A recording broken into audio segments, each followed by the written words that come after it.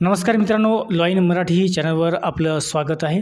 मित्रांनो, 1 जुलै 2023 पासून केंद्र सरकारने 3 नवीन फौजदारी कायदे हे संपूर्ण भारतामध्ये लागू करण्यात आलेले आहे. त्यामध्ये आहे भारतीय नागरिक सुरक्षा संहिता 2023.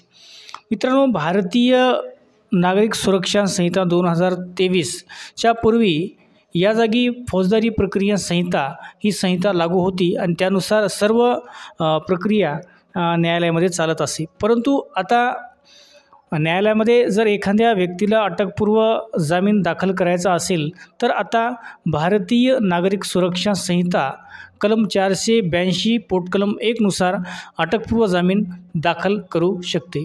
मित्रांनो, भारतीय नागरिक सुरक्षा संहिता कलम 482 हे काय सांगते यासंबंधीची संपूर्ण माहिती आपण या व्हिडिओमध्ये पाहणार आहोत. तत्पूर्वी तुम्ही आमच्या चॅनलवर नवीन असाल तर चॅनलला सबस्क्राईब करा, बेल आयकॉन प्रेस करा, जेणेकरून आमच्या अशाच प्रकारचे नवीन व्हिडिओ तुमच्यापर्यंत लवकरात लवकर पोहोचतील. चला तर मित्रांनो, थोड्या उशीर न करता व्हिडिओला आपण सुरुवात करूया. मित्रांनो, एखाद्या व्यक्तीला असे वाटते की त्यांनी अजामीनपात्र गुन्हा केला आहे आणि त्या व्यक्तीला त्या गुन्ह्यात पोलीस कधीही अटक करू शकते किंवा तशी शक्यता असेल तर ती व्यक्ती कलम 482 नुसार अटकपूर्व जामीन विद्यमान न्यायालयामध्ये दाखल करू शकते.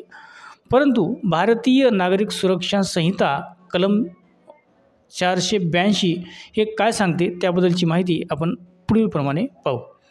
मित्रांनो, भारतीय नागरिक सुरक्षा संहिता कलम 482 नुसार एखाद्या व्यक्तीने अजामीनपात्र गुन्हा केल्याच्या आरोपावरून त्याला अटक केली जाऊ शकते असा विश्वास ठेवण्याचे कोणत्याही व्यक्तीला कारण असेल तेव्हा तो व्यक्ती या कलमांतर्गत उच्च न्यायालय किंवा सत्र न्यायालय यामध्ये अटकपूर्व जामीन दाखल करू शकतो.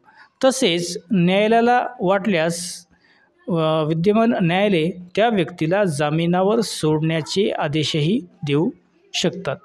तर मित्रांनो, आपण आत्ताच भारतीय नागरिक सुरक्षा संहिता 2023 मधील कलम 482 पोटकलम 1 याबद्दलची माहिती आपण या व्हिडिओमध्ये पाहिलेली आहे. मित्रांनो, आमचा व्हिडिओ तुम्हाला कसा वाटला ते आम्हाला कमेंट बॉक्समध्ये आम्हाला नक्कीच सांगा. आमच्या व्हिडिओला लाईक करा, शेअर करा. धन्यवाद.